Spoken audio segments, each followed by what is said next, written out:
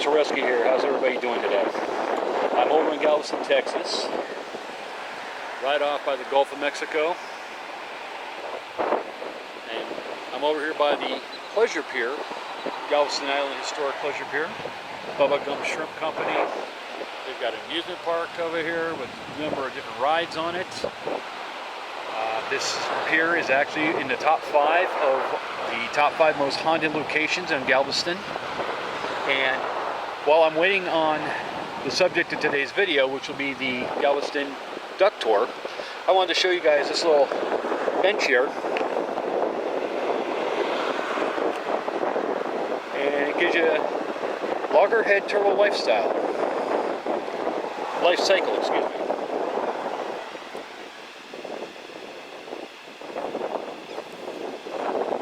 Somebody put a lot of time and effort in this.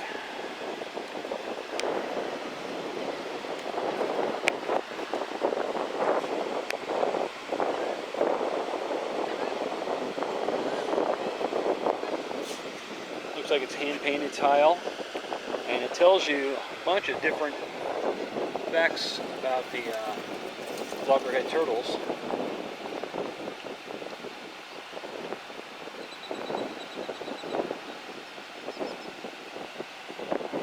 I'll go slow so you guys can read everything as I go to it.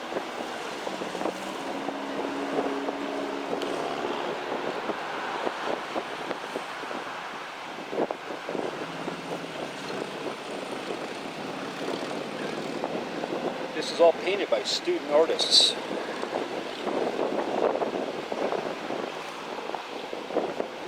I'm trying to stay out of the shadow as much as I can.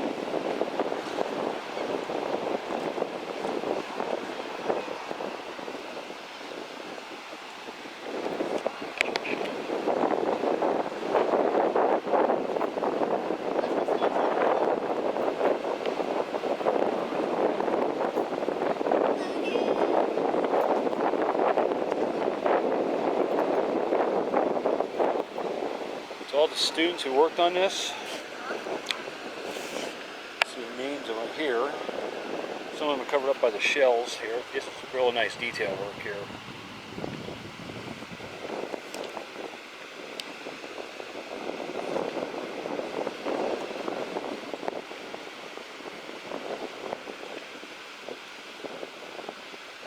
They did a really nice job on that.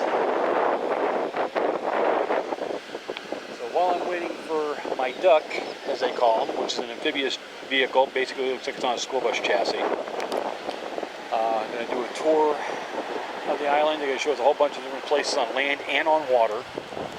And it's going to be a fun time. I'm going to check out some other stuff here down here on Seawall Boulevard while we're here. So let's go get the shot and have some fun. As you can see, we got a lot of spots here you can go for beach time. We've got gift shops, you've got all kinds of different stuff, a variety of different places here. We're going to go probably have a couple hours down ways. And we're going to come up to our next bench called the Twittering Travelers.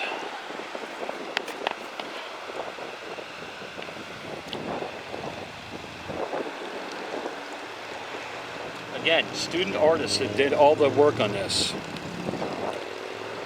They did a wonderful job on it. They did outstanding. They should be commended.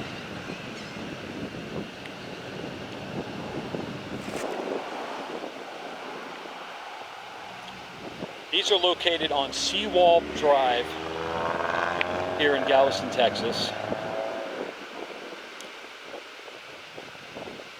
Give you a big overview, chance to see some of the stuff. Here's some of the birds that are on here. I'm not getting all of them, so I'll be able to move the camera around a little bit so you can see them all.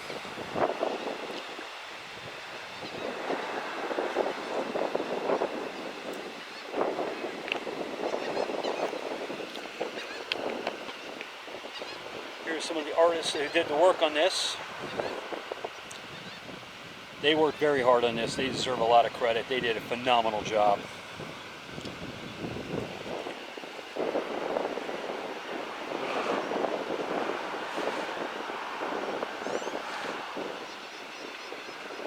Absolutely amazing. Now as we continue our walking tour down Seawall, you'll see a shop there called Murdoch's. They sell everything, gifts, shells, t-shirts, everything else.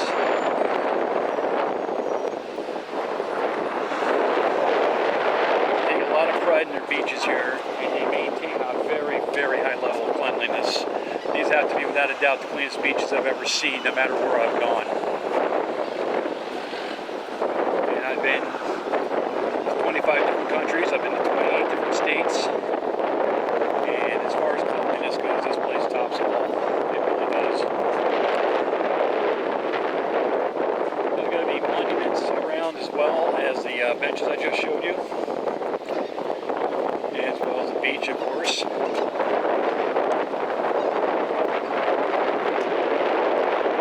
Major variety of different things. Another item that I'm going to be doing in the future, I won't be doing it today, of course, because I'm waiting on my duck tour to go, but I'm going to be doing another haunted location, and that's going to be the Hotel Galvez, which is here in Galveston, Texas. That'll give me all of the top 5 most haunted locations in the Galveston area. In fact, if you look at that pink building all the way down there, that is the Hotel Galvez.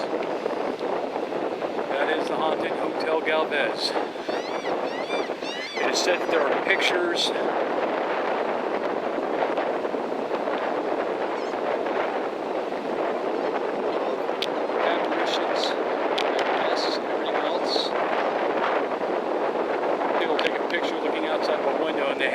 they see people showing up that weren't there during the pictures.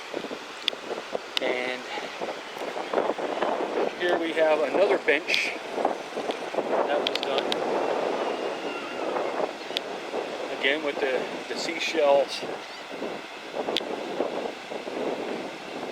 helping hold it down and decorating. Sorry about the wind noise, guys.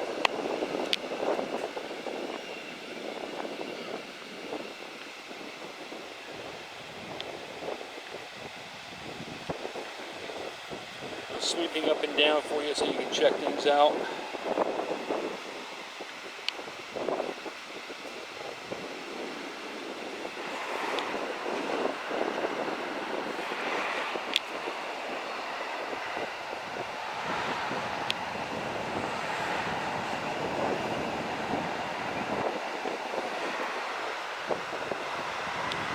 Just incredible artwork.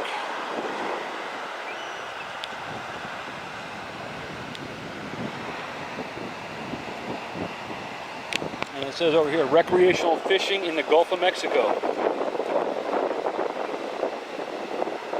Minimum size limit in federal waters is different than state waters. The cobia is 33 inches, tarpon is 48 inches, and whatnot. Okay, there's a bunch of them. Some of them I can't read because they're the fading. It says also, from Texas and Florida, federal waters begin 9 nautical miles out.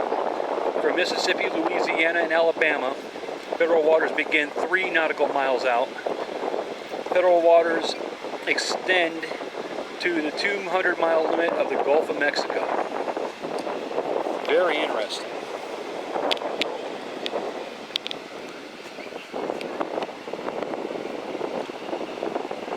That are easy enough to read. You got the yellowmouth grouper, you got the spiny lobster,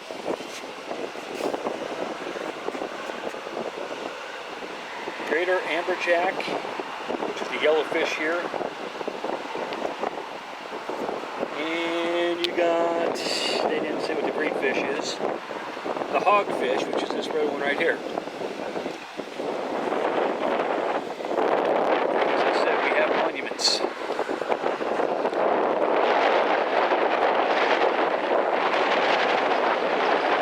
Seawall grade raising started December 12, 1903, finished February 16, 1911. Seawall Boulevard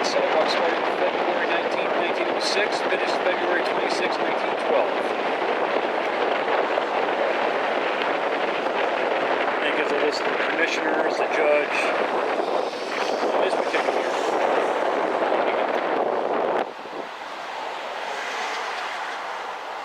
And it tells this one here.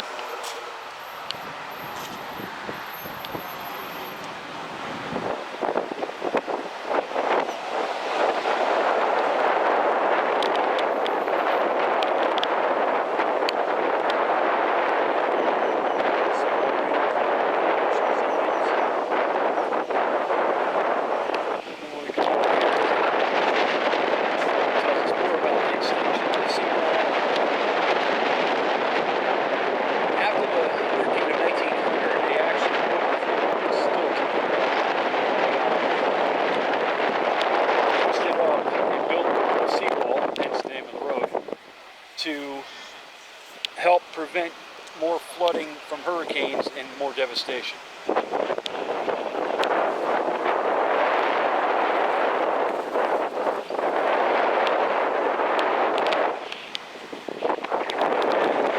you can see what the seawall looks like.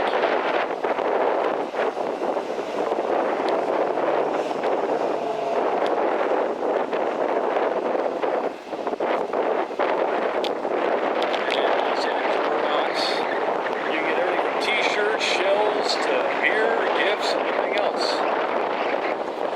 It's its own little variety store. Pretty neat.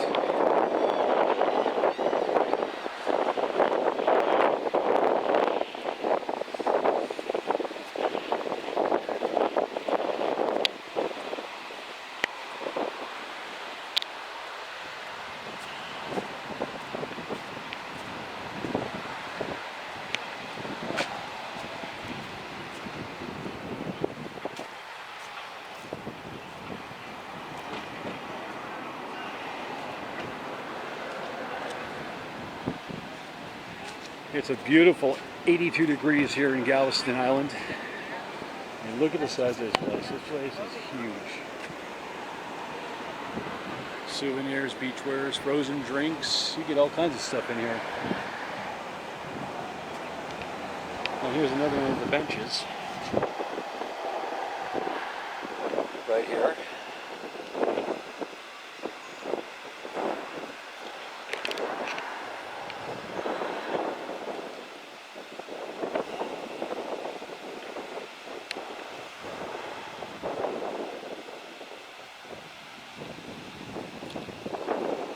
Interesting. Some of the coral heads are 200 years old and they're the size of a small car.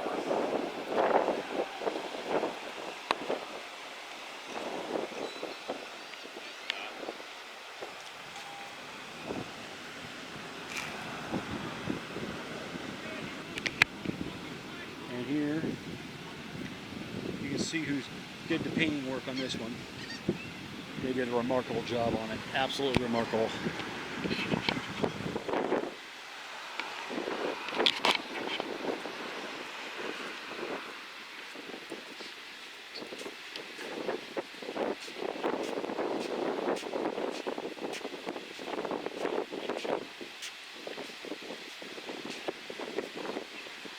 It's only 4:30, so my run doesn't start till 6 o'clock, so I will definitely keep things going here with this tour. Finally able to do a walking tour of the seawall.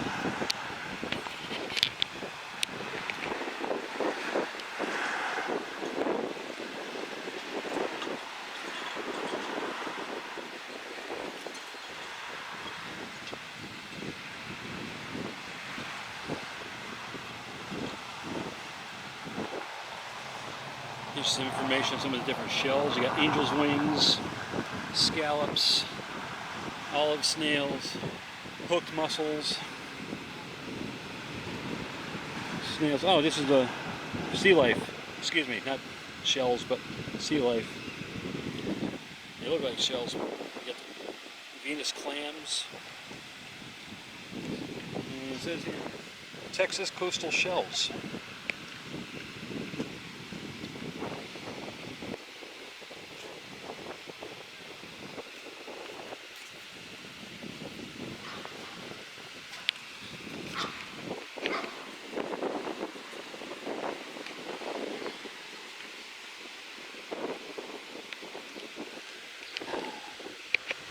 So much attention to detail in the artwork on these benches. It's incredible. And it looks like there's a whole bunch of them. So we're going to keep on going. We're going to keep checking them out and see what else we come up with.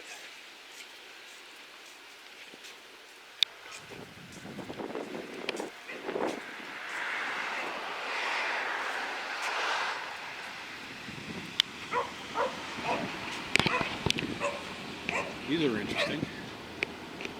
Look at the size of those shells. In fact, if you look inside that one right there, zoom in.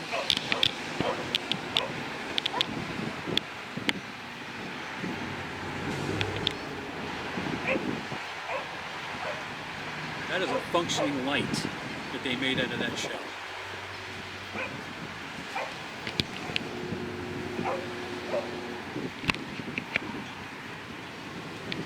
That is cool. And it looks like they got another one over here.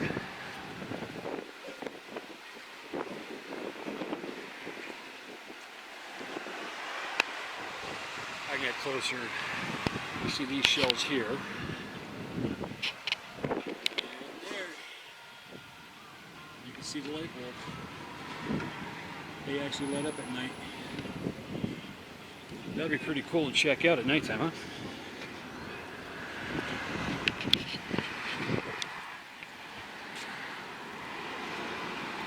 We continue our walk down the beach line. You see all the cargo vessels that are out there on the water. It's amazing.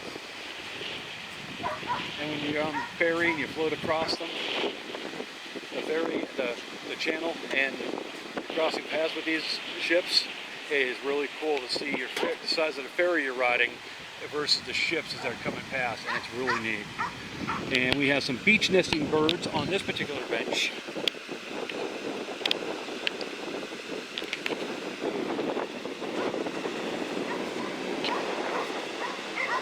You have, make sure I'm getting that there. There's a lot of glare, I'm sorry about that, so I'm hoping I'm getting everything.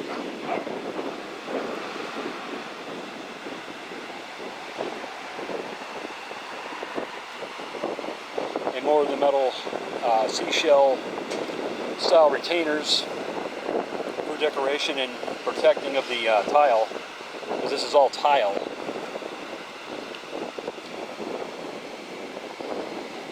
Sweep up and down slowly so you guys can see everything.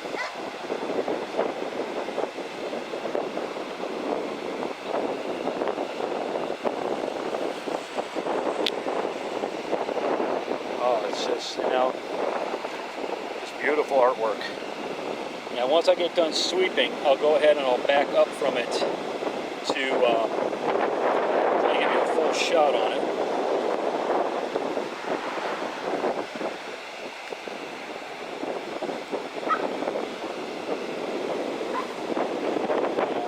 I'm blowing right in my face right now, right off the Gulf. Feels really nice. I'll back up.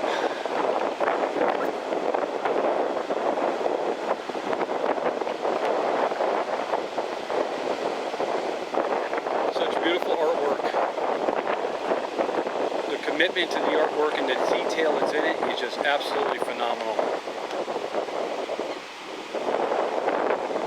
It's amazing. And like I said, it's all tile. The tile's colored up in the shade of waves coming in, sun rays.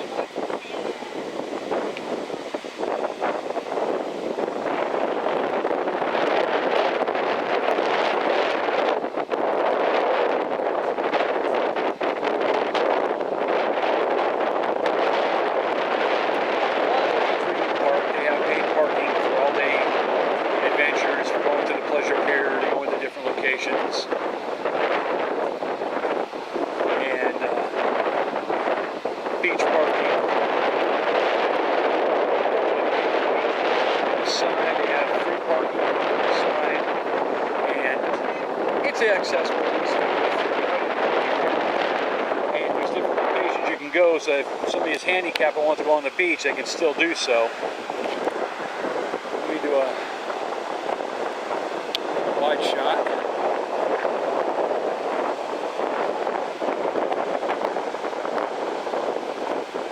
You can't see that well, probably. So now we'll go in here and we'll do a close-up.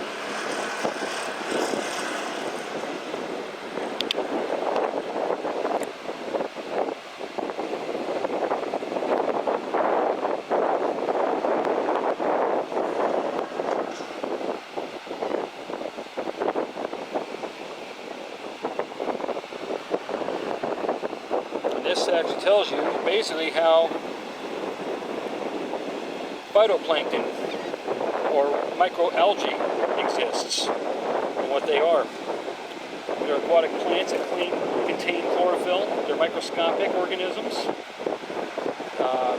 0.02 to 500 micrometers. Foundation of the aquatic food web, and they consume carbon dioxide through photosynthesis.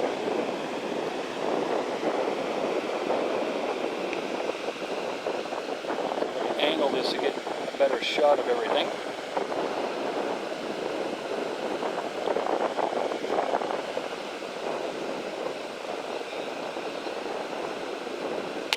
And this list here, I'm going to center up on, tells you the most common types of phytoplankton.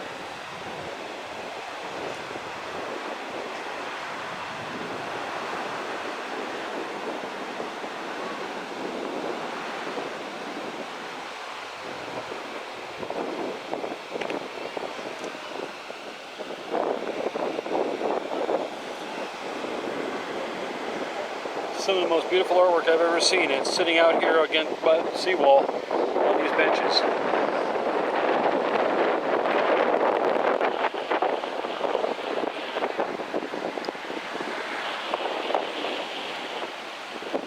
Give you an idea. Not too bad, pretty calm. Might be some minor rip currents, but overall not bad at all.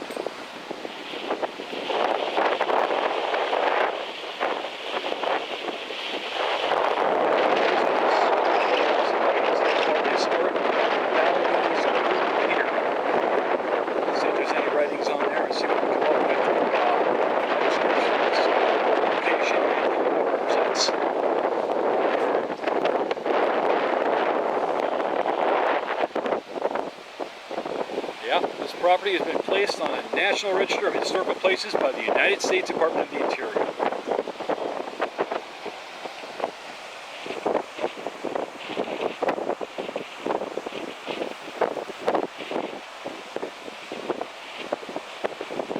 I'm going to guess this was supposed to be an entryway to get in there initially. And it's supposed to be right in this vicinity right here, but apparently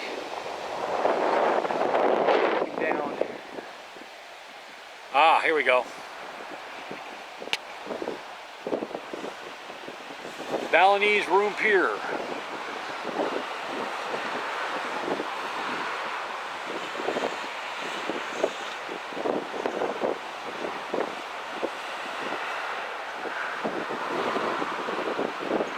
Gives you a story about the band ZZ Top even performed here, and they had actually written a song called Balinese in 1973. Got a lot of rave reviews, and then on September 13th, 2008, the structure was completely destroyed by Hurricane Ike.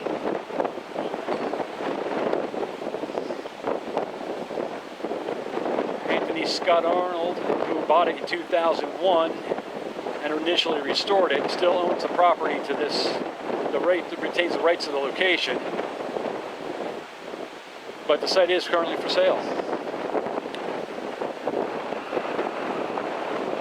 And you can probably get a hold of him at scott@scottarnoldpc.com. You can probably get more information there, possibly. It's a shame it got torn down, but unfortunately, those are the risks that you take when you build on the seawall here. Especially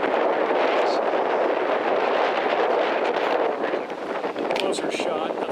Valdez, which is the Hotel Valdez.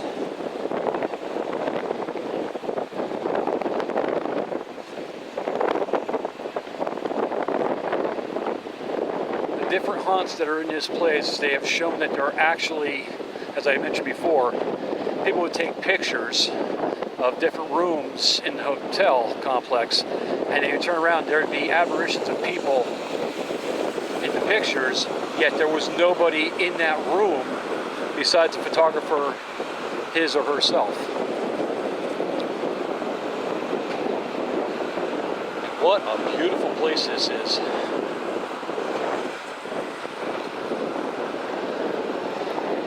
The sad part about it is if you wanted to spend the night here, you'd be looking at about 300 to 400 bucks a night. So you'd have to have some pretty deep pockets.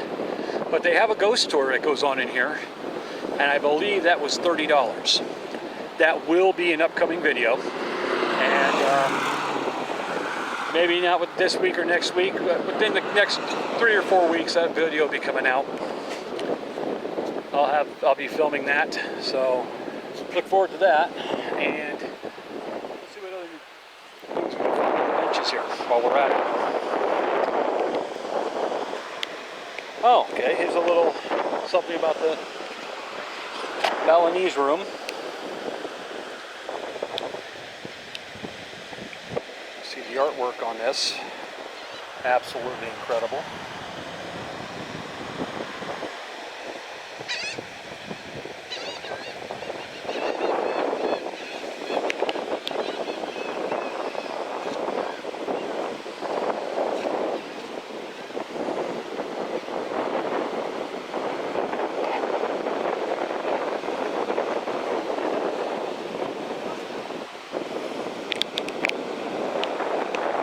Beautiful artwork.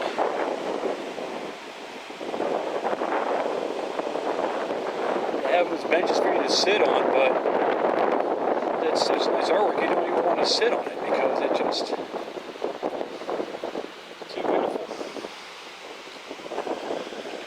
And here's a bit of an overhead map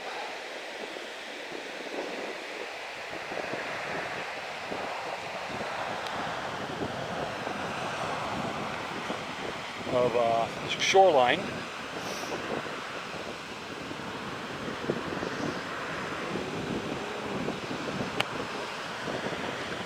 Now, something of interest I think you might find interesting to point out.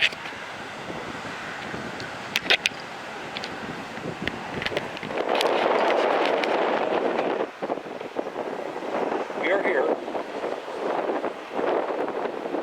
I live about here. So where my fingers are is Galveston, where I'm at now, and about here is where my house is. Give you a bit of an idea of how that goes.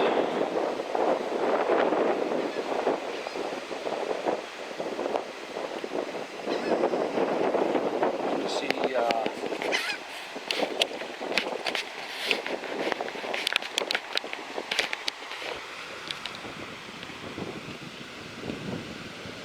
different locations here. You got San Antonio, Corpus Christi. Victoria is about 3 hours away from me. Corpus Christi is probably about 5 hours away from me. And I'm probably about 8 hours away from the Mexican border, which is right along in here. Beautiful artwork.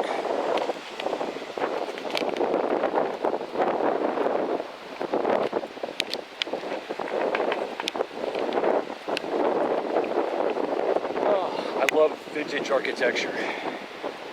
Here's another look at the Grand Valdez.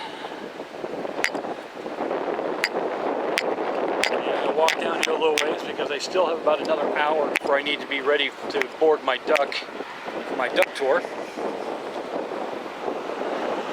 we're coming across yet another awesome looking bench, hand painted.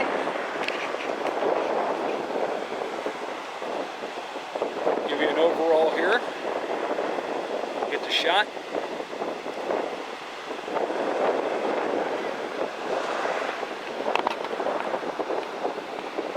Give you a chance to read that.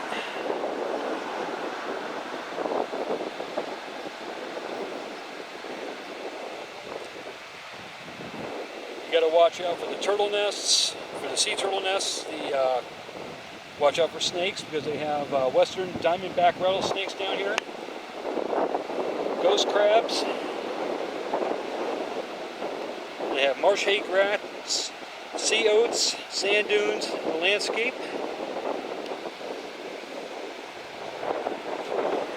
And understandably, they want you to stay off the dunes. Again, another hand-painted masterpiece. And look at that tile. It looks like the waves through the sun rays.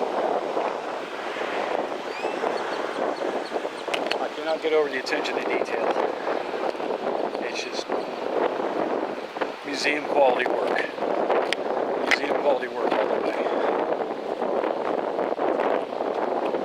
Okay, down here a little bit farther, I'm going to show you some more of the architecture here, some of the buildings. Very, very interesting locations.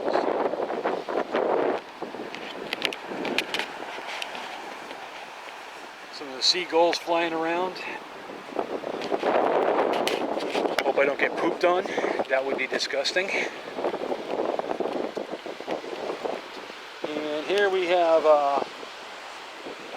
on this one here, we have, looks like some different types of ships.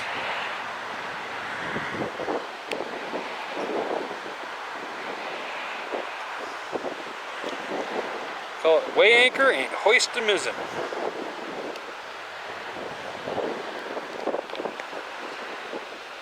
The Alyssa, which is Galveston's very own tall ship. It's a surviving ship and still sails annually. It was built in 1877, carries 19 sails, is considered a Class A bark. It's 205 feet long and 99 feet tall. And that gives you a general rundown of what that would look like right there. Class A. Class B.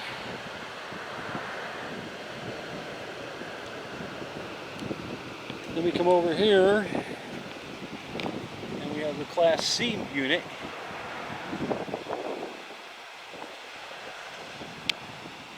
And then Class D.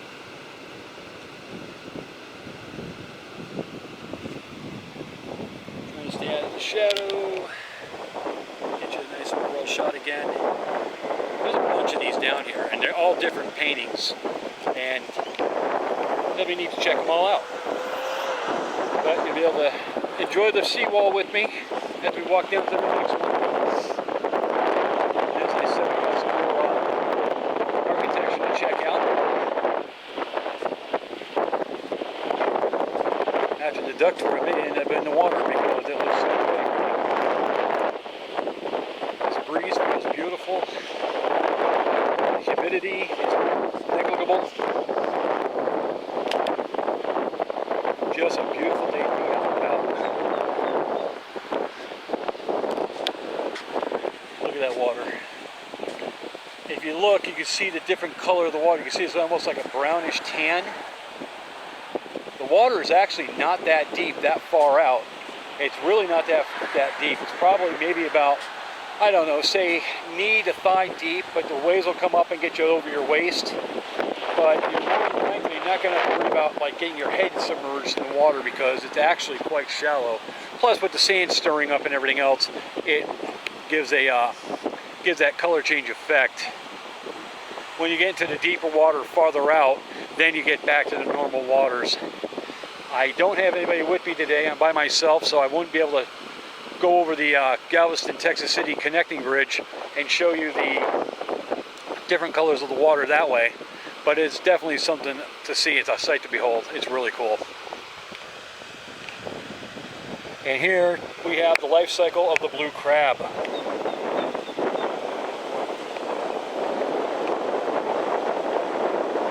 Where else can you walk on a sidewalk and see masterpieces like this, huh?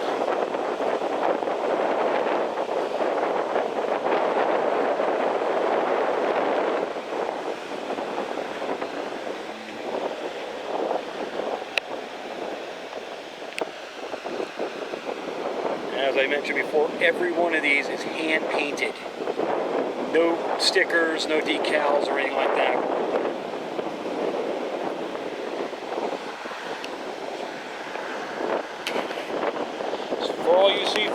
bugs out there. You won't want to eat these particular critters because this is all tile. But there's lots of seafood shops around here. There's lots of different shops of all kinds of stuff around here. So, I mean, there's no way to be bored. Just incredible artwork.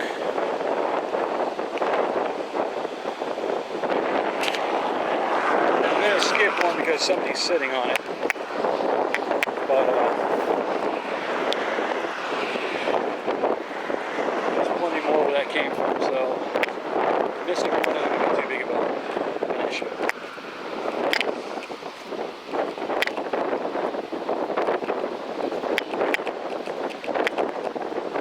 I'll show you this next location here very shortly. Here, it's a really cool looking place.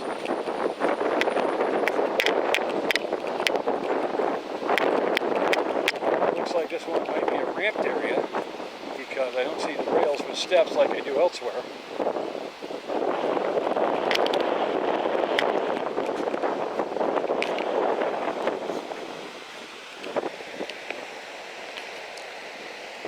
This explains the story of the Great Storm of 1900.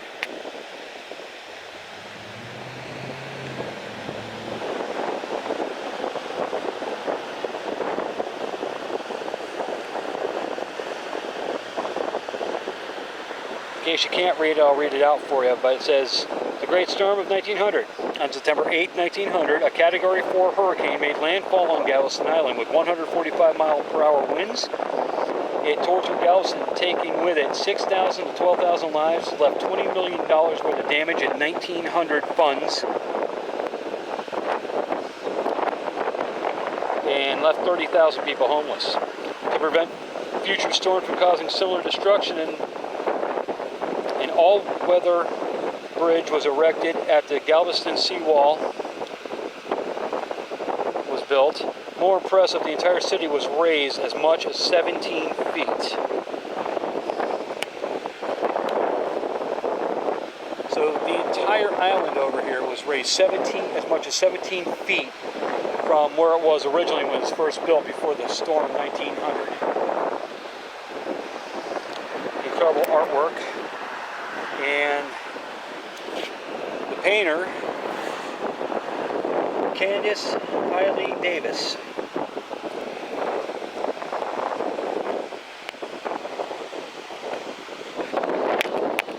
Amazing, one masterpiece after another. Now it looks like a seawall grill here called Miller's. Check that out. Is that cool or what? If I had my way, I'd make that a personal home.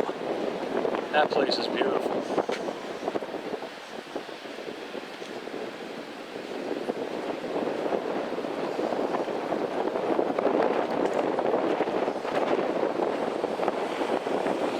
There is a lot of great architecture down here.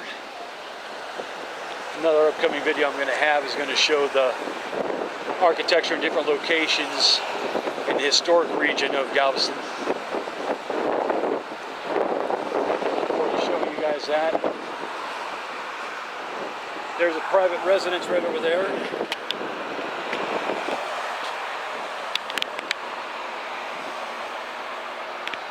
All hand-laid brick. And there's another one right next to it. Again, hand-laid brick.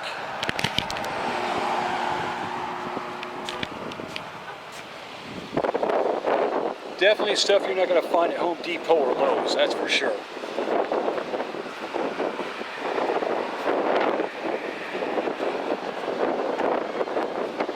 The best part is they were made to last. This is not one of these throw it together, make as much money as you can, and run like hell so you can run off with the profits as we come across yet another bench.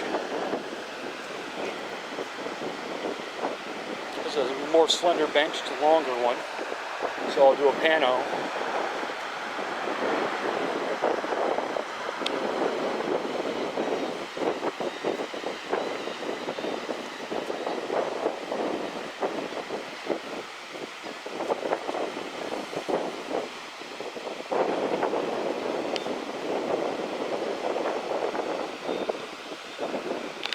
because some of it might be hard to read, I'll read some of this stuff off. It says here, the only thing that's constant is change. And it states here, barrier islands are long and thin, made of sand, run parallel with the mainland, and often occur in chains.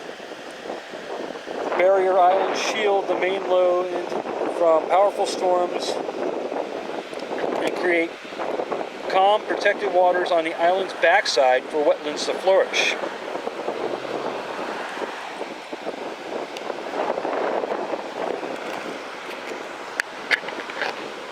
And here's an awesome painting. It actually looks three-dimensional. It feels three-dimensional when you look at it.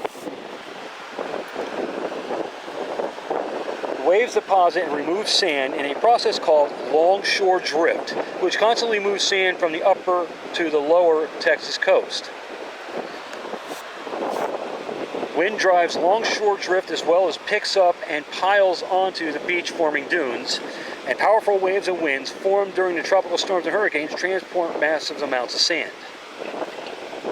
Now I'm going to do a side view shot of this because of the fact that it's so thin and long. Make sure my shadow isn't in the way, ruining the shot. Do that. And again, each and every one of these is hand painted. I didn't see the name of the artist on this one, but to whomever did this, my compliments.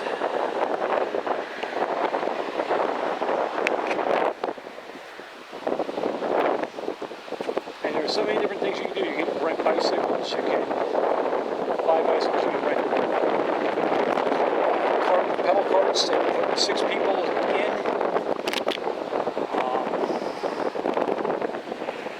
That's a cool looking residence right there. I believe that's somebody's private home. That is totally sweet. I mean, you can rent and buy just about anything down here. You can get everything from drinks to boogie boards to beach wear, sunglasses, anything you can possibly think of.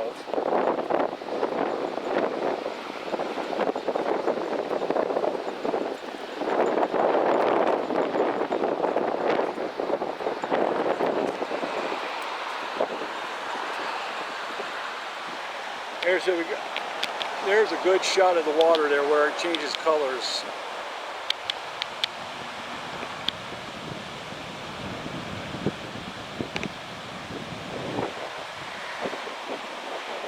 Just amazing.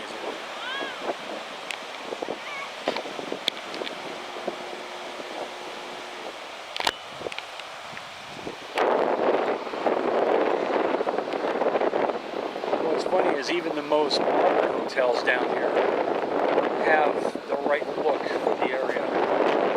As we look at the DoubleTree by Hilton. That's a newer building and a newer hotel, but they use a more vintage style of architecture for the build on it. Now, whether the building is a newer building or it's just been a refurbished older building that they've maintained over the years, which I hope is the latter, by the way. It's a beautiful location. I still think the Grand Valdez is nicer looking, but hey, it's still a very beautiful hotel. And overlooking the ocean like this, you'd always have a great view depending on what room you're in.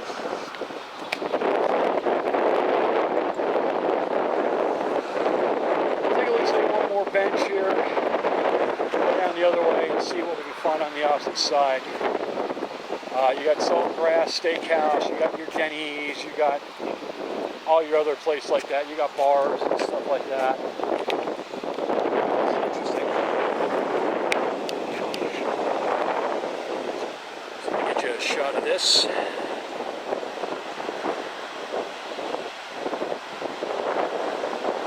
Probably not the best shot in the world, although on a bigger screen it'll probably come out better. Stay out of there.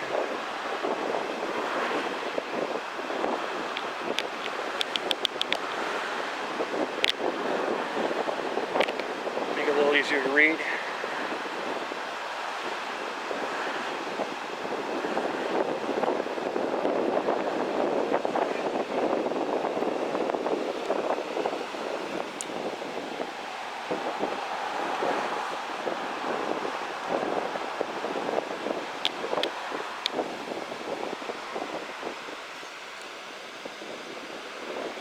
Nice little fishing vessel there.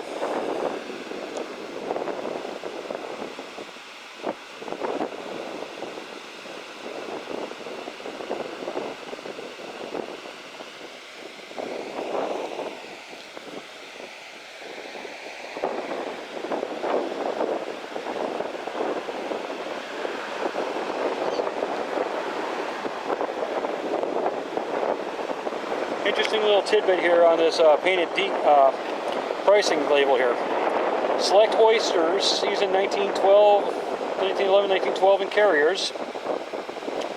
Per thousand, $5.25. Per 750, $4.25. 5 gallons and over per gallon, $1.35. 4 gallons for $5.75. 3 gallons for $4.75. Interesting.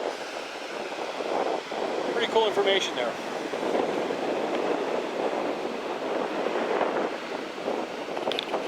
You got the longboard pull bar right there. It's got the grass roof on it. That's pretty neat. Alright, let's cross the road, head the other side, and see what we can come up with over there. That's a real cool mural of a sea creature there on the doors. Very nice. Look at the theming at this house right here. The flamingos, the ropes around the grass area, the painting work. That is so cool. And I love architecture, like I said. I mean, check out this beautiful house right there. Nice. Alright, we're on the back side of the Grand Galvez. And this is really cool looking. I wanted to show this. It is really neat how this is all done up. That coral-like color.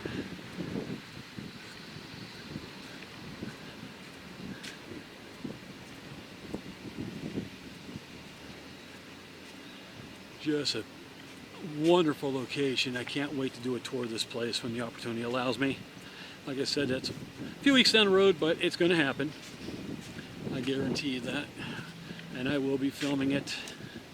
And I hope you enjoy it, because I know I'm going to.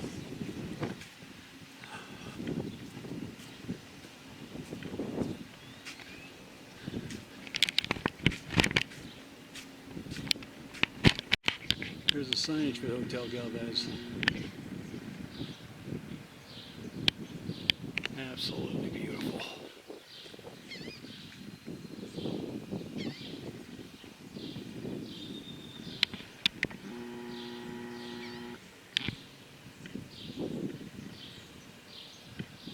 Amazing. Beautiful place. Beautiful place.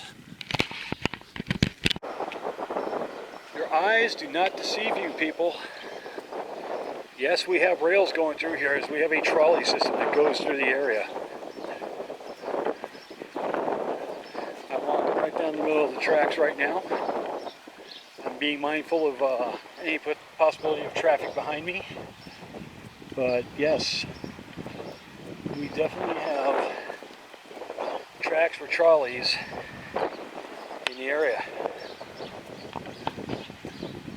Cool little tidbit. And yes, these roads were originally brick that were paved over.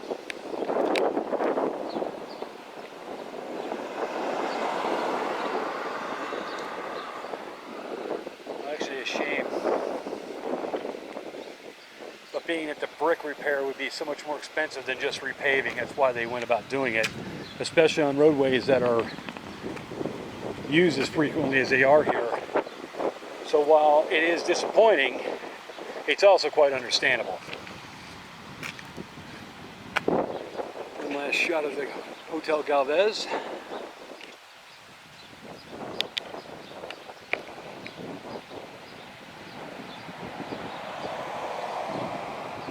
And of course, we're gonna have our palm trees.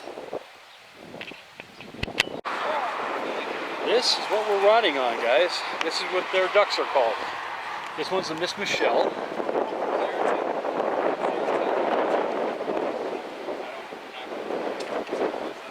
amphibious. The only thing I get is science problems. That's what they like.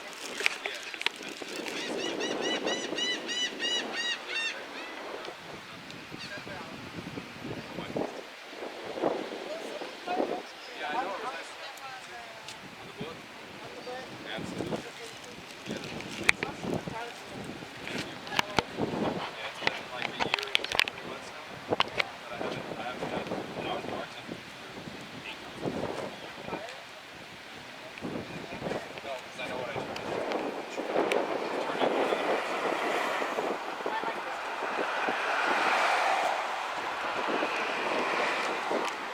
This is so cool. Yeah, I tried. They made me that monster, so that was the monster for that. Right? Very cool. Absolutely. This is gonna be a fun ride. Alrighty. Can't wait to do this. I see when his mouth, that shark's mouth is open. I say he's pretty hungry, don't you think? That is the Shark Attack 5D Theater. I think it just got added to the bucket list. What do you think? I think so.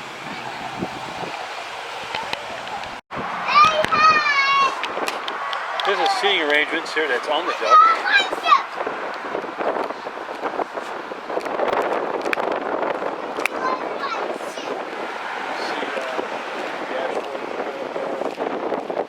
It's actually more like a boat wheel than it is a car wheel. And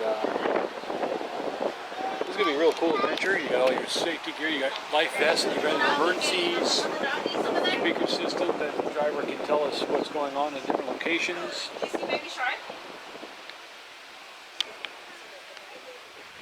Where is baby shark?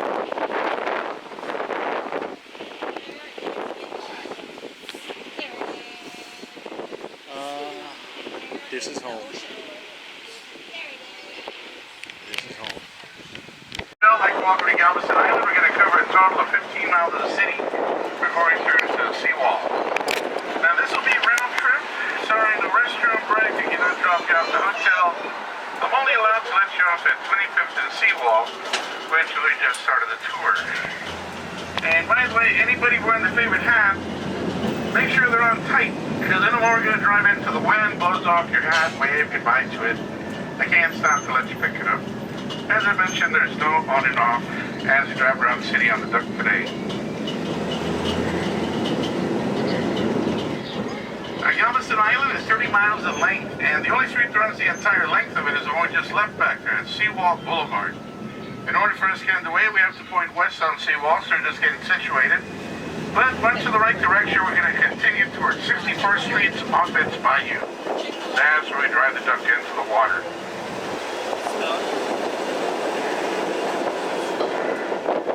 Now, directly ahead is the Galveston Pleasure Pier.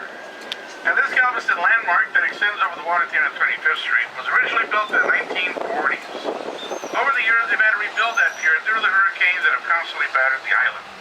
The last hurricane to rock Galveston was in 2008, and it was known as Hurricane Ike. Hurricane Ike was a Category 2 storm and flooded 75% of the island, caused quite a bit of damage to the area. About $60 million later today, Landry's Corporation has 16 amusement-style rides over the pier, including that bubblegum shrimp restaurant. And that's all I have to say about that. Alright, we're westbound, headed to the bayou. Here we go.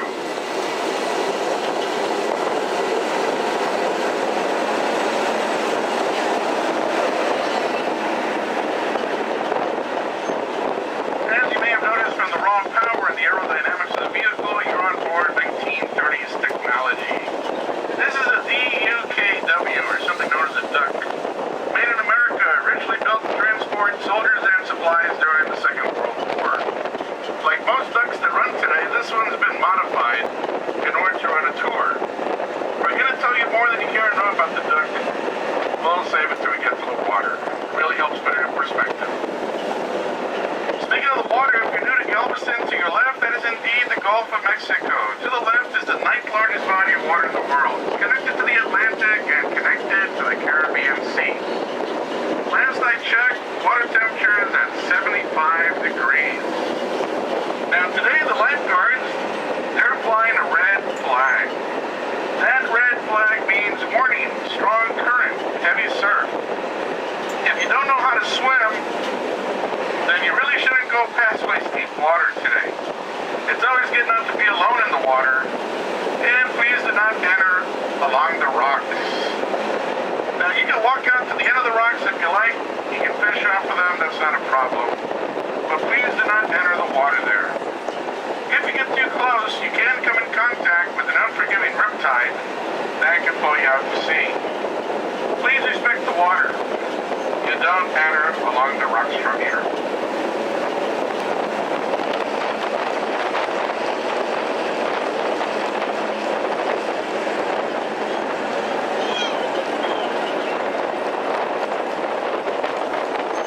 Now, for what it's worth, we always mention that there's no free parking up here. Paid parking is in effect on the seawall from 10 a.m. to 6 p.m. 7 days a week, there's paid parking up here on the seawall. And when you park, you're supposed to call the number that they have on this very small sign. And it reads paid by phone. And it's quite affordable, but you have to do it by phone. The one thing you really don't want to do is park on the red curbs. Yeah, it's just like back home, if you park on solid red, they will tow you away. So make sure you look when you park around the city. Especially up here on the beachfront, it's paid parking, but only from 10 a.m. to 6 p.m. Now, since you find yourselves in an island, it may come as no surprise that most restaurants here serve seafood. If you're looking for seafood restaurants to enjoy here on Galveston Island, well, you got choices to make. And even if you don't like seafood, we actually have a couple of good barbecue restaurants. You got steak houses, your regular fast food. But most restaurants, they definitely serve fresh Gulf seafood. Of all the restaurants you'll find here, there's none older than this one coming up on your right. This is Guido's. The Guido's family have been serving seafood to the public here on the island since the year 1911. For over 100 years, Guido's family, they've come to set the standard for fine dining here along the Texas coast. Now, it's not the only restaurant here. We didn't say it's the best, but it is the oldest. And they must be doing something right. As we continue passing by Guido's, this is first their Seaside Inn. As you go past the light here, you'll notice all these rooms. If you sit down and have a big old fisherman's feast or something, well, if you got to sleep it off, you got a room for you there. Now, further up ahead, they all have the Nick's, for the giant shrimp stand. Nick's is owned by the Guido's. Food comes out of the same kitchen, except Nick's has outdoor dining. It's a bit more casual atmosphere. And next door to Nick's, they have the Redfish Pool Bar with the hot tub. To the right. But on the other side of Nick's, there you find Guido's, where the giant blue crab sits. At Guido's, it's all inside dining and some say a bit more formal. And as we mentioned there, Galveston is oldest since 1911.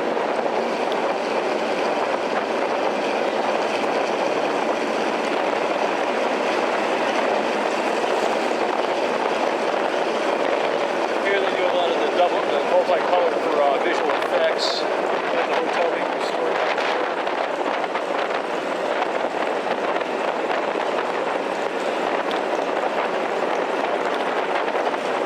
After the tour, I will see if I can talk towards the driver and see if we can get some more information, maybe more details about the duck unit. We are going to be going into water. He's going to talk about the duck there when we do go in the water, and we'll see how this continues to go as we go. Let's get the shot and keep enjoying the view. Seawall Boulevard, and it gets the name from the wall that's right there along the edge of the street. When you walk down those stairs, keep in mind that you're walking down a 17-foot wall that extends for 10.5 miles along the 30-mile barrier island. The Galveston Sea Wall was built because of a hurricane that struck the island over 100 years ago. It was on September 8, 1900. That's the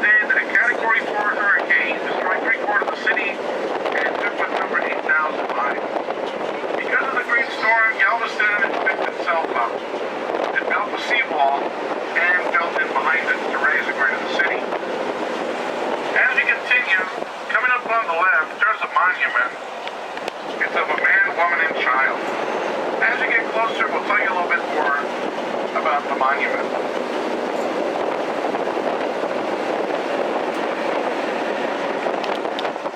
Now, this monument was dedicated on the 100th anniversary of the Great Storm. The monument is there in memory of the people that perished and survived the deadliest natural disaster to ever strike the United States.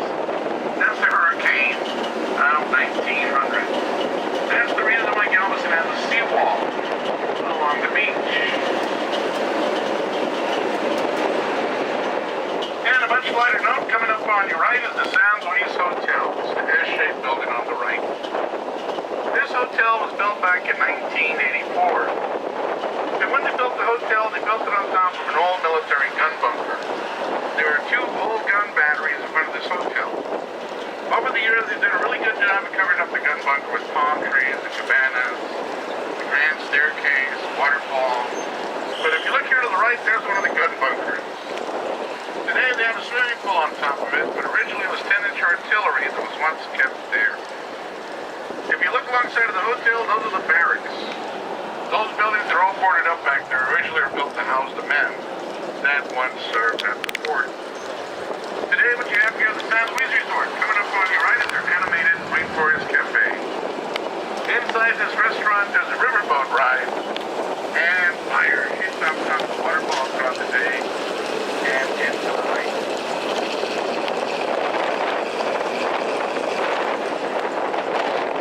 Now I should mention that all who are passing on your right is under Landry's Corporation. Founder and CEO of Landry's, Galveston native Tillman Fertitta. Yes, the $1 billion buyer. Owner of the Houston Rockets, as you may know, he owns hotels, restaurants across the nation. He has casinos in Las Vegas, Lake Charles, and he also owns this, among other things, here on the island. Well, just ahead is finally 61st. When we get to that second line up there, we'll take a right, and that'll take us down to the bayou, getting close to the water part of your tour. Now, I know someone was looking forward to bouncing around these open waters that we have here to the left. Well, you don't go that way. No, you see, in order for us to run this relic, we had to get approved by the Coast Guard. After the Coast Guard took a look at the duck, they told us to take it to the bayou. That's where we're headed.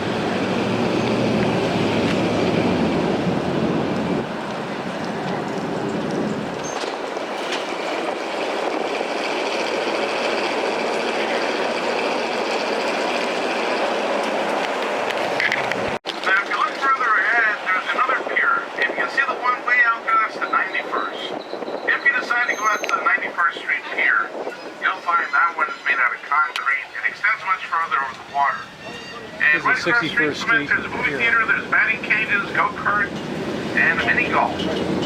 That's way out there though at 91st. We don't go that far. We'll now take our turn here at 61st. 10 cemeteries. Most are found here along 61st. Of all the cemeteries we'll pass on the tour, the oldest are on Broadway. We'll pass the old Broadway Cemetery once you drive the duck out of the water. Now just on the right side, we're going to pass the Freeman, Protestant, Lakeview, Memorial, Serbian, and Jewish Cemetery. Coming up on your left towards the sunset, there's the Catholic. And just underneath the billboard to the right past the licensed Greek Orthodox Cemetery. As I mentioned, the oldest cemetery in the city is on Broadway. We'll pass Broadway Cemetery once you drive the duck out of the water. Because of the water that we live by, you'll notice we have many dead that are laid to rest above the island. This is very common done along the coast because of the water table. We only live a couple of feet above sea level. It doesn't take much water to come over this island and cause a casket to come out of its grave, especially if they're airlocked. Unfortunately, after storms, they have to be buried caskets along the coast. Now, as early settlers arrived, they brought old world customs of building vaults. Some of these vaults are small, some are large. But the oldest ones in the city, you won't see them until you get to Broadway. The ones coming up on the left, though, these are probably some of the more ornate that you'll find here in the city.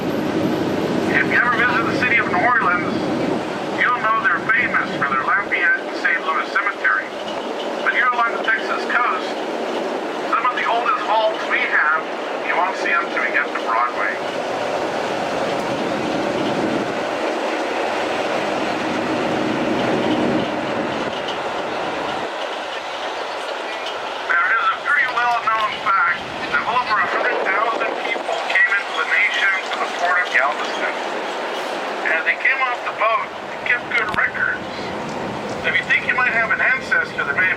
Galveston, you can check out the Seaport Museum.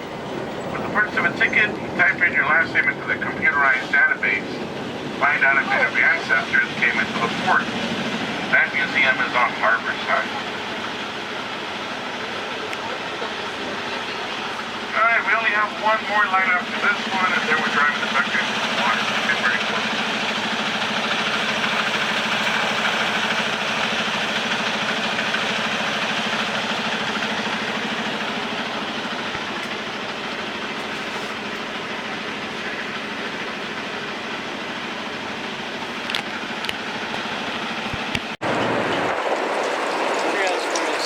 Galveston's medieval architecture. Now, one of the most popular things that you can rent here on the island are these slingshots. If you look to your left, that's the Slingshot Rental. They're available in 4-seaters, they got them in 2-seaters, and they're also available in automatic transmission. You get your slingshot on, and now you know where you start. Here's the left. Bang, bang. Alright, we're just about ready to drive the duck into the water. Unfortunately, that light over there on 61st is kind of getting long. They're taking a little back street. As we take the shortcut, however, you'll notice a lot of the houses around here, they're built like this. To the right is a very typical thing that they do with houses here on the island after a storm. They lift them up. Most houses are built on a pier and beam foundation. They're not tied to a concrete slab. They've been lifting houses on the island after 1900 storm.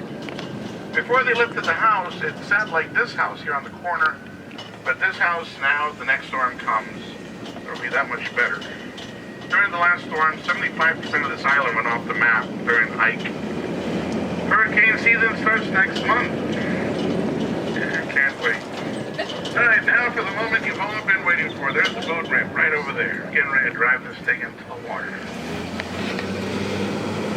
Alright, we're coming at it. We're heading to the boat ramp right now. And we are going to be driving into the water in the duck.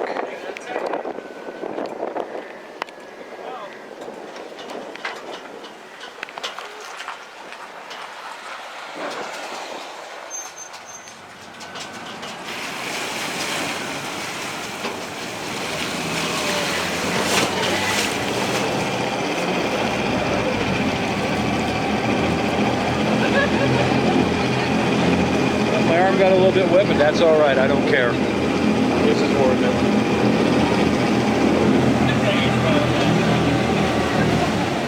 Welcome to Offense Bayou. As we begin the water part of your tour, we just turned on the propeller. As you walked on board the duck, you stepped over a 24-inch, 85-pound propeller. And that's essentially what's pushing us through the water. As you can see, the water, though, it's nice and calm. It's part of the bay.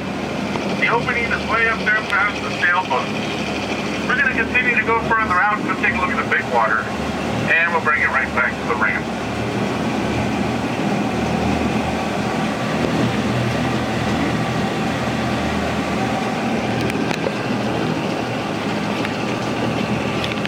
As we cruise the water, if you look, it's not uncommon to see fish. They'll suddenly just jump and pop out of the water. If you happen to notice those, they're mostly the mullet, and that's a large bait fish commonly found along the shore.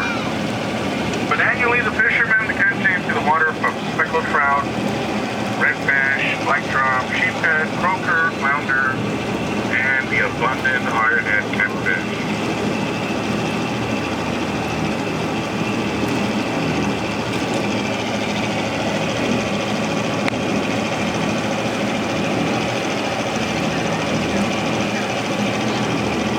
I so thoroughly need one of these. I definitely need one of these ducks. This would be so much fun to have.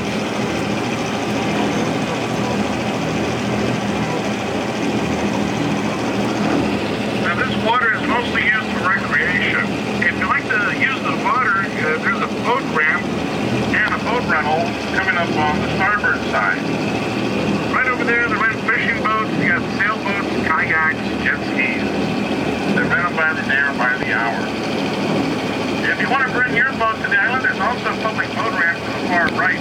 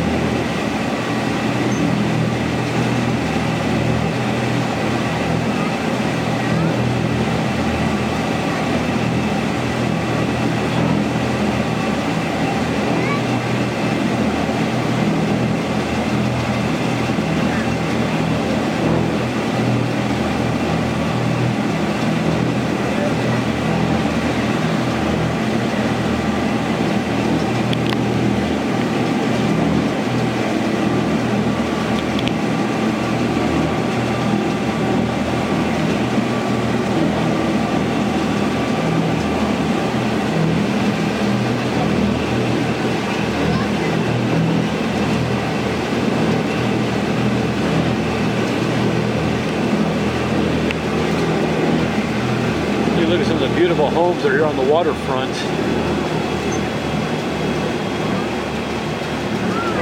As we continue, coming up on the left, to your port side, this is the opening to Galveston Bay. If we were to continue to go in that direction, we could eventually make it all the way out to the Gulf. It would take us 2 days to get out from the duck boat. Sorry, I can't take you as far. It's only an hour tour. And then you're going to have to head back to the ramp. Now, before we turn back, look to the far left, just past that palapa. You'll begin to notice the pyramids. Way over there on the other side of the water, that's Moody Gardens coming into view. If you haven't made it out there yet, each pyramid to the far left, it's a different attraction. Of the three, the one in the center, that's the Rainforest. And that's the one that has a collection of tropical vegetation from around the world. You notice the subtle differences as you walk through it. Now the blue one is the aquarium. And other than finding fish around the world's ocean, that one, you'll also find marine mammals and penguins. And they also have an IMAX at Moody Gardens at White Sand Palm Beach, Hotel, Convention Center. And they also have that paddle wheel boat, that's the Colonel. If you'd like to take another boat ride, you can only buy tickets for the paddle wheel boat out there at Moody Gardens. This belongs to them. Well, directly ahead of us, looks like we have a dolphin up here in front. Now, if you look right here where the sun's kind of shining on the water, you might see the fin come up to the top, but he was right in front of us. Once again, Bottlenose Dolphins do come into this part of the bayou from time to time. There he is. Now, sometimes they'll get real close because they like to listen to the tour, but the fact is, these playful mammals, usually when you find one dolphin, there's more. They're very social, so once again, it's not uncommon to have just like a lone dolphin out here. But anyway, he may stick around, he may not. But as I mentioned, we're getting ready to head back. But directly ahead of us, that's the opening to Galveston Bay. If you keep going that way on a boat, you can eventually find yourselves in the water that we left on the beach. Now, we don't go that far. We just have to go downtown, so we're going to have to head back to the ramp.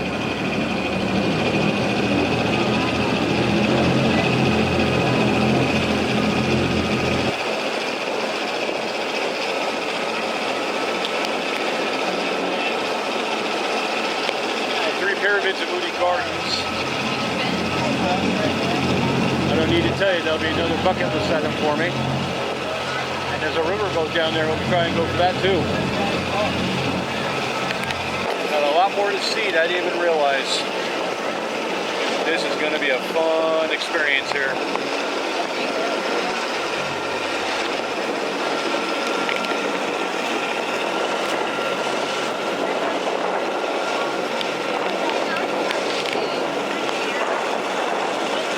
Be vigilant on the water. You never know what you're going to find. As our tour guide George had said, it's not uncommon to have dolphins come up to the duck.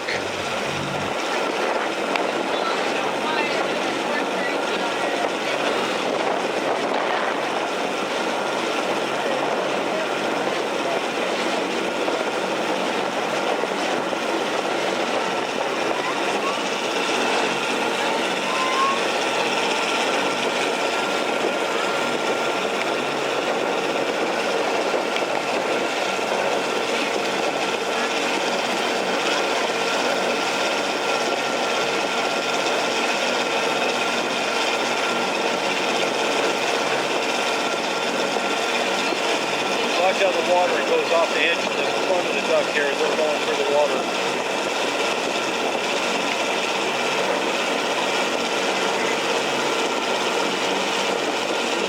Now at the end of the tour, as I've mentioned before, I am going to take the time to stop the driver and see if he can do some Q&A for me and give us a rundown and maybe a tour of the bus here, the duck I should say. It's, as he said, the 1930s what the military referred to as a duck vehicle because it's amphibious. But we'll have him give us the details on it, and that'll be real interesting for sure.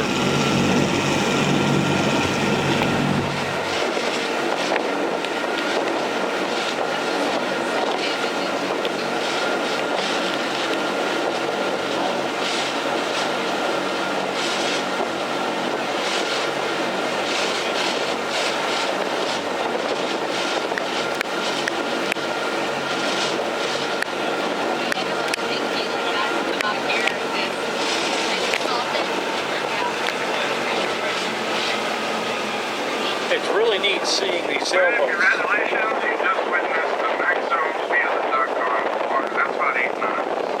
As it demonstrated, this thing was not built for speed, it was built to transport soldiers and supplies. The U.S. military had over 20,000 ducks built. Many were manufactured up north of Pontiac, Michigan, on the contract with then General Motors Corporation.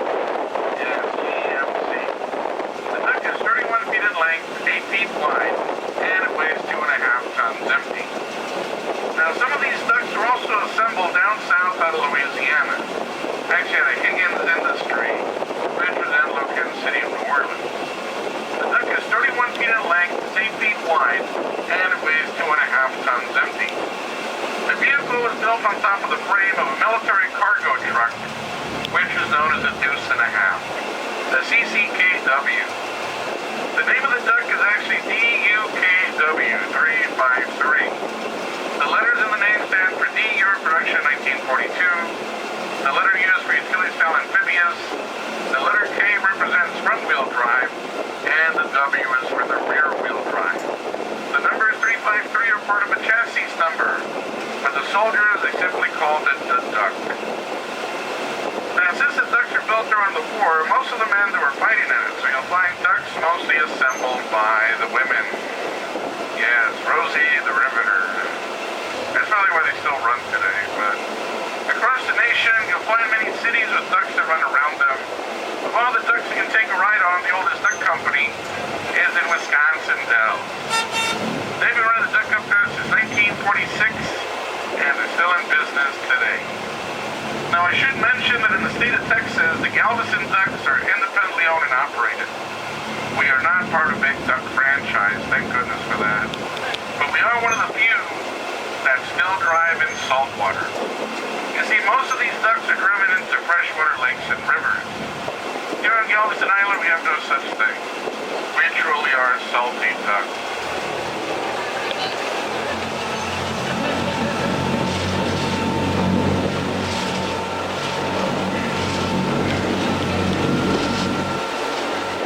Beautiful home right there.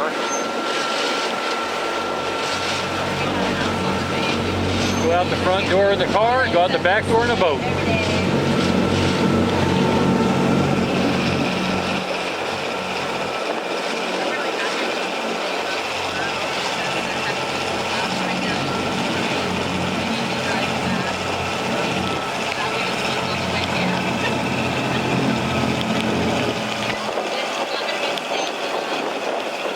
Now we're getting ready to get out of the water. This concludes the water party tour. Tomorrow we're going to turn the wheels on, we'll head back onto the island, and then we're going to take you uptown, go take a look at the old part of the city.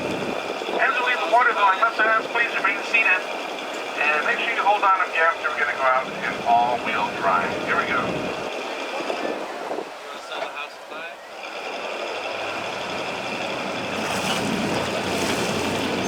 Transitioning from water to land. Try doing that in a Tesla. We're going to stop for just a moment. We're going to put it back in a two-wheel drive. Tesla has nothing on this And we thing. now get back to the east. Let's take a look at the old town next.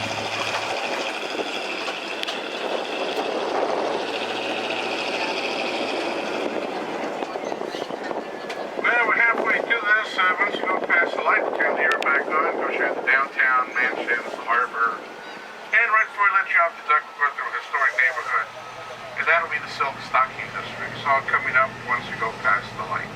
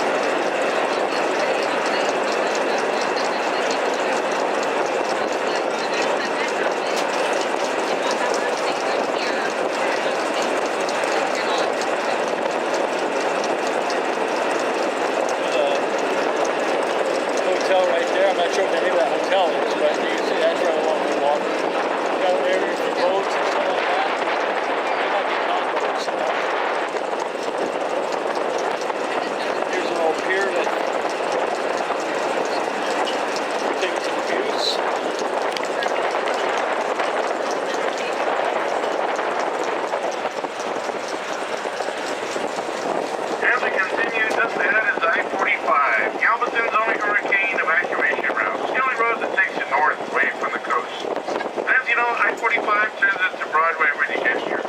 And it's just headed to light at 59th. Broadway runs through the center of town's major artery and comes to an end at 6th. If you drive to the end of Broadway, you're back on Seawall. It takes you out to the far east end of the island.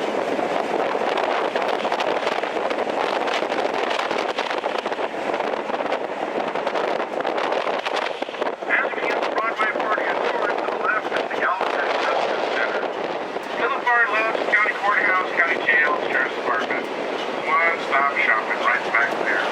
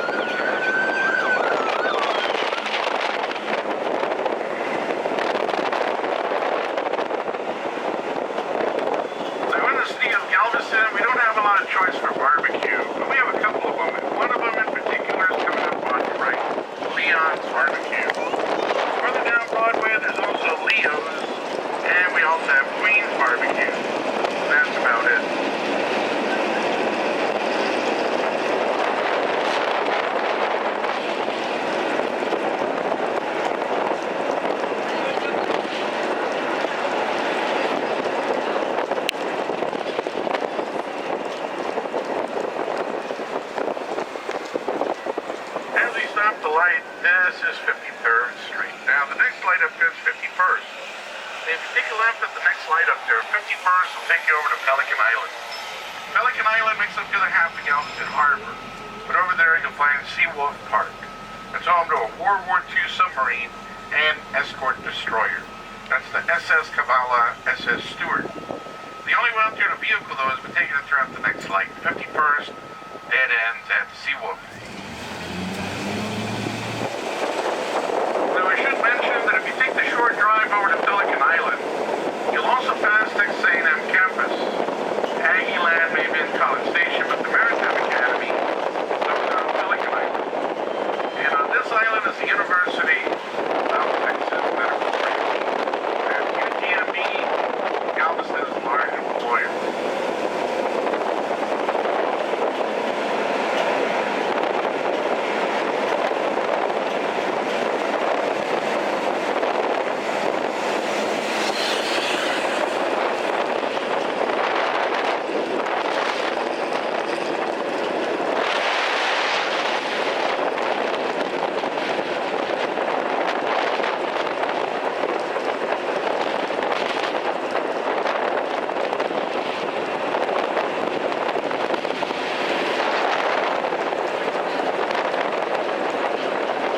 Note how all the buildings and architecture here are the old style and not the modern kit style place that can be put together in a week. These houses here took a while and they were built with pride and with dignity.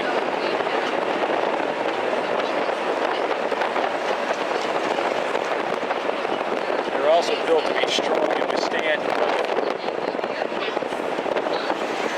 Nothing can protect you from everything with weather-wise, but a lot of these places that were here in the 1800s and early 1900s,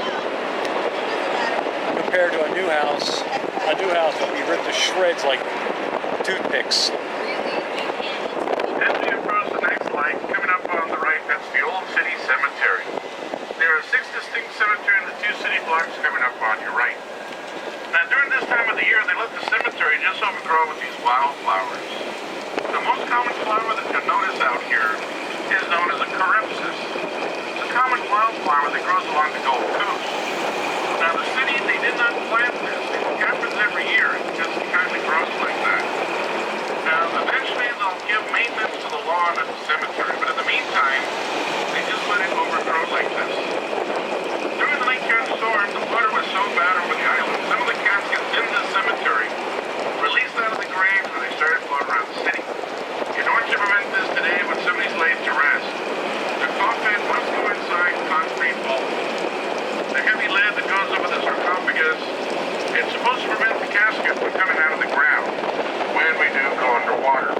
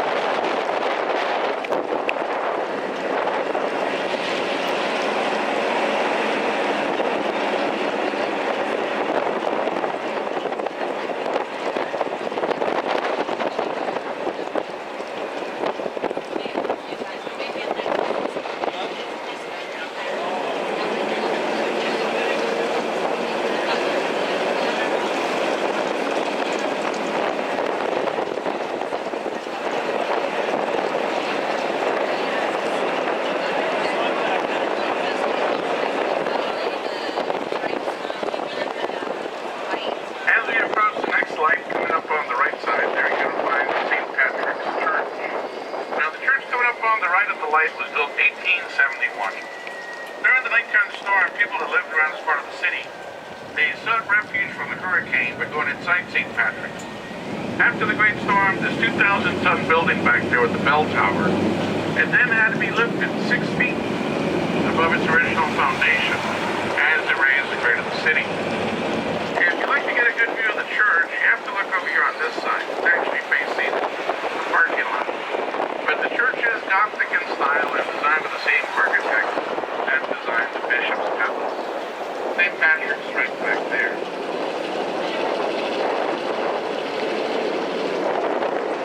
As you continue, you look to the left and begin to notice some of the industry along the harbor. To the left are the tall semi-submersibles, production platform, grain elevator. In a moment, we'll take a left and head over to the harbor.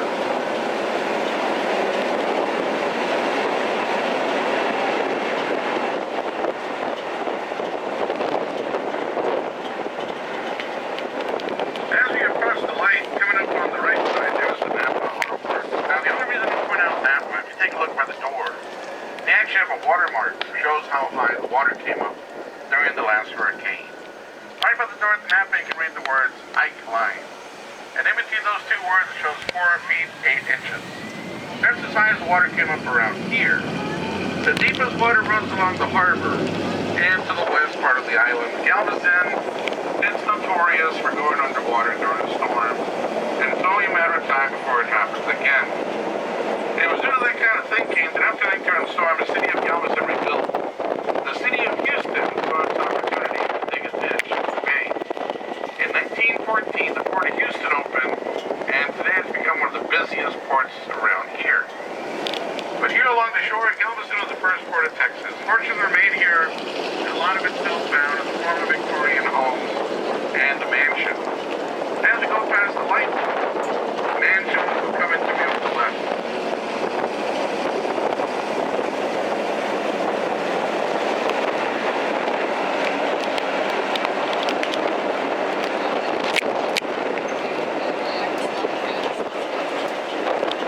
Coming up on your left, you're at the corner of 27th and Broadway. This is the Moody Mansion.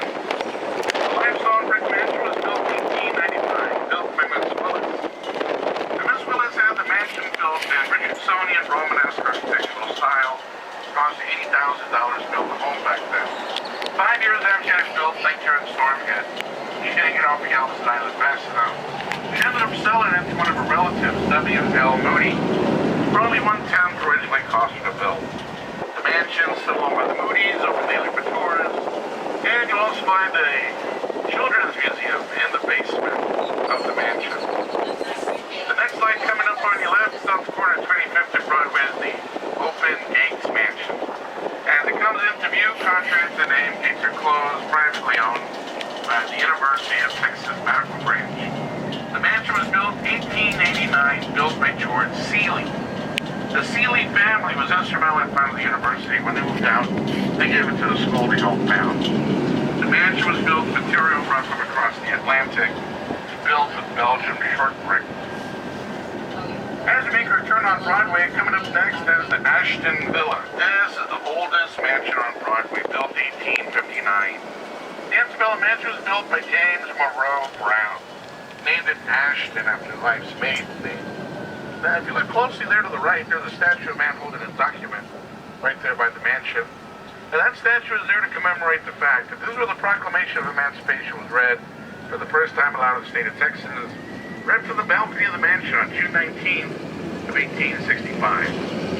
Directly behind the mansion, you'll also find Rosenberg Library. To the far right, listed as the oldest public library in the state of Texas, established and endowed by the Henry Rosenberg estate. It opened its doors to the public in 1904. Meanwhile, coming up on your left is the first Lutheran Church built in the state. Now, this old Gothic church coming up on the left, no longer used for regular service. However, church service was done in German here in 1898. As we go past the old church, you're going to take a look. You'll find it has 18 stained glass windows, usually open to the public during the church's Oktoberfest and other special events.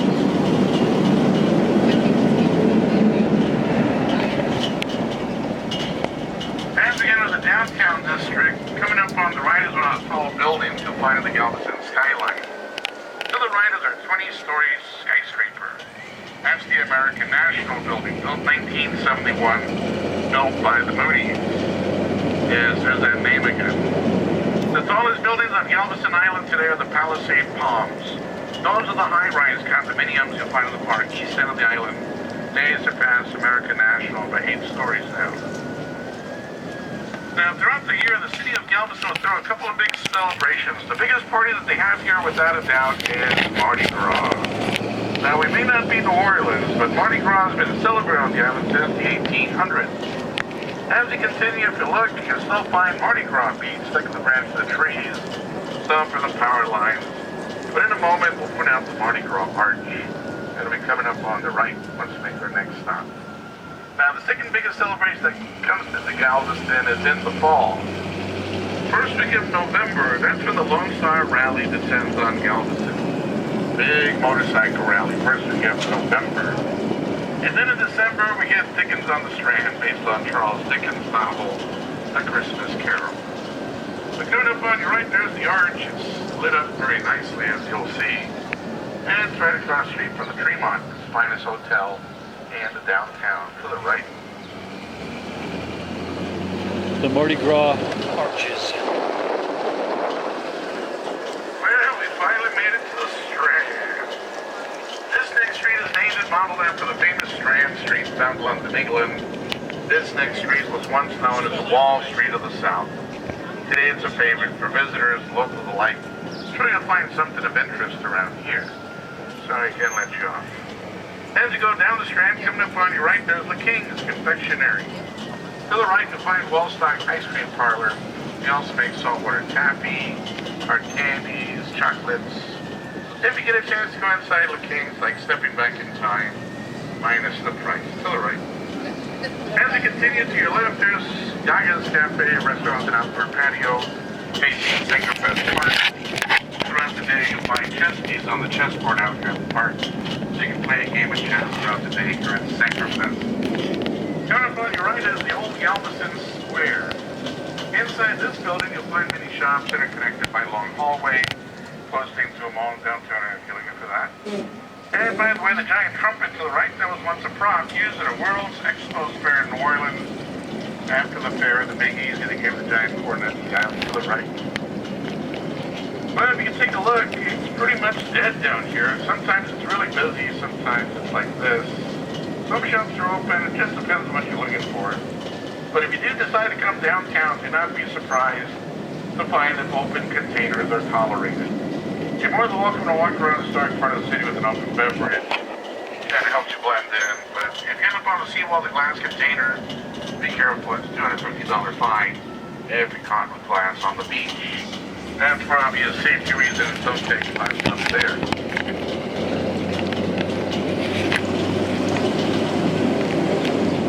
Well, this is the cruise ship terminal. Sorry we have no cruise ship in right now. But there are 5 cruise ships starting Galveston every week. Over here on the right, Pier 19, get your party boat, shrimp boat, fish market back there. And the drilling rig museum's back there at Pier 19. Next to Fisherman's Wharf, you got the Seaport Museum with the tall ship, the Leticia, and the computerized database that I mentioned earlier. If you're still awake, take a look to your right again. That's a good view of the harbor. On the other side of deep water is Pelican Island. Over there you got the shipyards, where they literally pull boats and ships out of the water to work on. Now they're expecting to bring the battleship Texas. It's going to be brought to a shipyard down here on Pelican Island. On this side of the harbor, as I mentioned, is for the cruise ship. Now it looks like we have that Clara in port. At the cruise ship terminal. But most of the time, it's Carnival Vista. This is the terminal it likes to use. And right back there it's for Royal Caribbean. Now just recently, Princess Cruise Lines announced that they'll be coming to Galveston at the end of the year. And next year we're also expecting Norwegian Cruise Lines to come to Galveston. Once again, more options for cruises out of the port. That's it for the harbor. We're now on 25th, the home stretch. We're headed back to the pleasure pier. Very neat shot. We'll go ahead and look at some of the old buildings. As you can tell by the wind, we're headed back to the beach. But as we push the duck against the wind, we're going to have to capture all the lights here on this street. But we're almost to the end. belongs to the Trolley.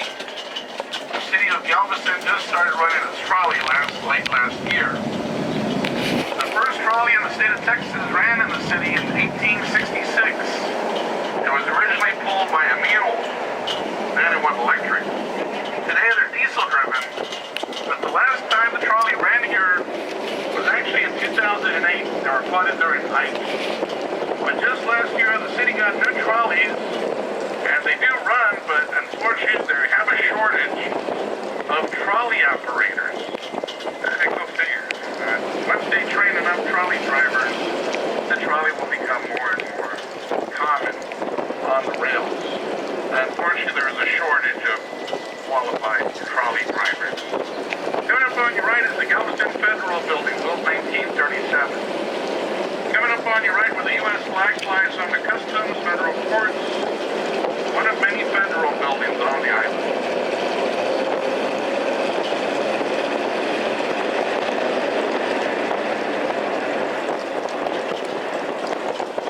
Just ahead is the Heroes Monument. We passed the monument once, but as we come to it in this direction, you now get a better view of Victory. And that's today's the latest stands of the monument. The monument was dedicated on April 21st, 1900.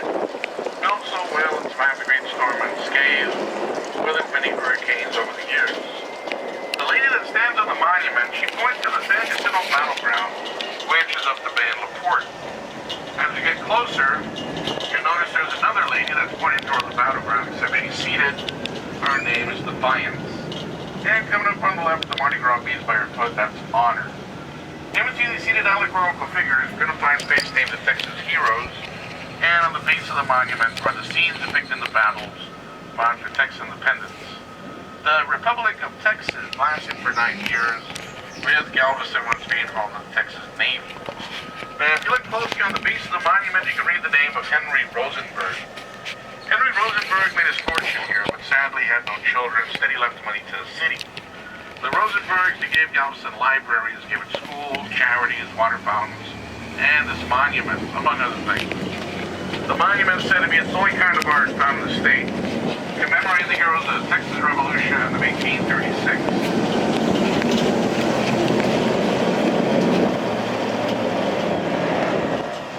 Monument, we now begin a historic neighborhood. We now going to pass through the Silver Stocking District. This whole neighborhood got the name due to the fact that many of the women that once lived in these homes, they could afford silk clothing during the 1800s. Many of these homes along the way, they're now listed in the National Registry.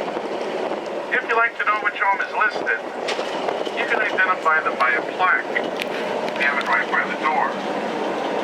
Now, before the homeowner is given a plaque to go by strict code, tells them what types of materials to use in the reconstruction of the old home. It's said to be like a taste police, but they do this in order to preserve the ambience of the neighborhood. If you like this neighborhood, you like the next. Take a right, Kepler Park. Take a left, Lost Bayou neighborhood. But coming up on the left, the most decorated home on the block year-round for Mardi Gras is that one. Yes, they like to celebrate Mardi Gras every day of the year there. You cannot let it go. But if you enjoy this type of neighborhood, as I mentioned, you like the rest. Only covered a very small part of this historic part of the city.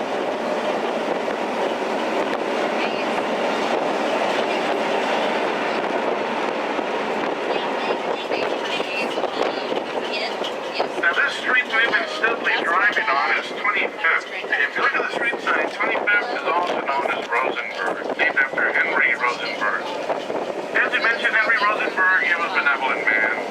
Made his fortune here, he left for the city, he had no heirs. Among the many gifts the Rosenbergs gave Galveston, they gave us this. Coming up on your left is the Leticia Rosenberg home, built 1895. When the doors opened, it was originally a home for single, underprivileged women. Originally had 30 bedrooms, 15 bathrooms, wasn't in use until 1976. Today it's privately owned, it's not open to the public. And by the way, the city of Rosenberg, Texas is also named after this Galveston philanthropist. The railroad line that y'all found, it ran right through that city, up there in Fort Bend County. Well, we're just about there. We have one more line after this one. I'll let you off the seats here in just a moment.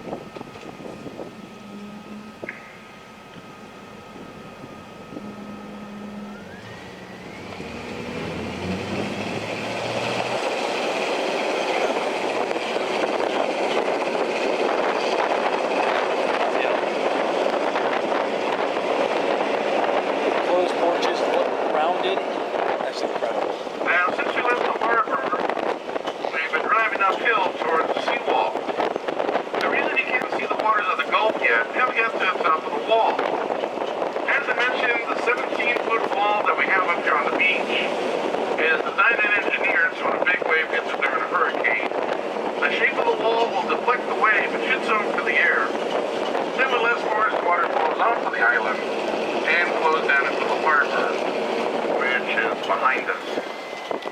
Well, I'd like to thank you for sharing part of your day with me on board the Duck. I'd also like to point out, just please remain seated.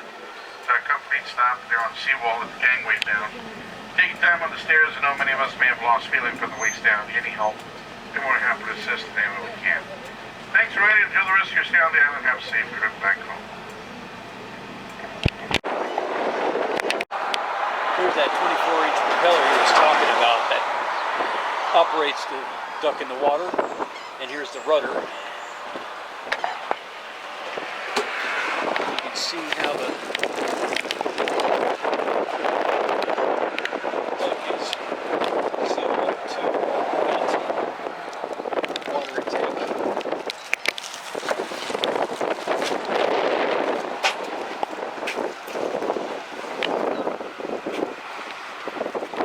Two-and-a-half-ton military chassis, all-wheel drive. This is cool.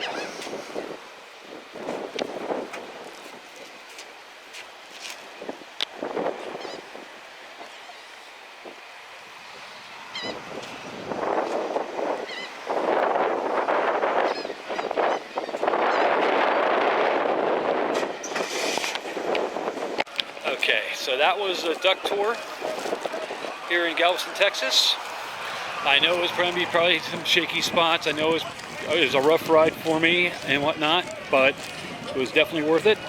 You gotta remember that truck is from the 1930s, so it's not gonna ride like a Lincoln, but definitely a very exciting trip, great tour. I enjoyed it immensely, and it was a lot of great information that was shared. So hopefully you liked the video.